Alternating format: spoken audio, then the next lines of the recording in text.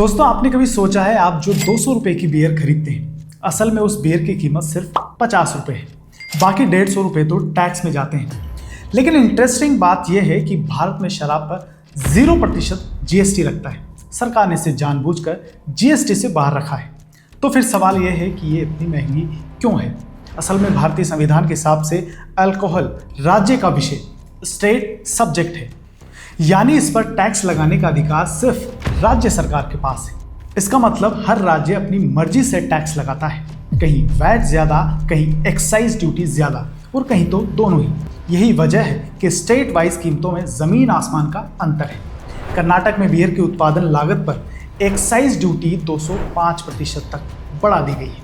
वहीं उत्तर प्रदेश में एमआरपी पर 60 से 70% टैक्स लगता है।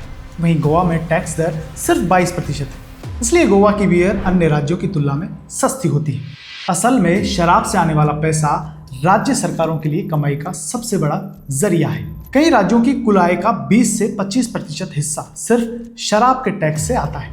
इसलिए हर साल शराब के दाम बढ़ते हैं, नीतियां बदलती हैं, लेकिन टैक्स कभी नहीं घटता, क्योंकि ये पैसा सीधे सरकार के खजाने में जाता है और उसी से आपके राज्य में सड़कें बनती है, अस्पताल बनते हैं, विकास के काम होते हैं। तो अगली बार जब आप किसी पार्टी में कहें चीयर्स, याद रखिए आप असल में सरकार को टॉस कर रहे हैं, क्योंकि आपकी बियर से सबसे ज़्यादा फायदा सरकार का होता है।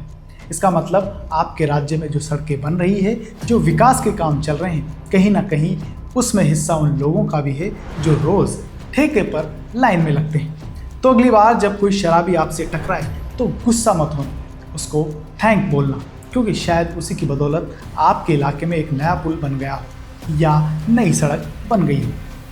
वीडियो पसंद आए तो लाइक करें, अपने दोस्तों के साथ शेयर करें और ऐसी ही इंटरेस्टिंग इन्फॉर्मेशन के लिए फॉलो मी।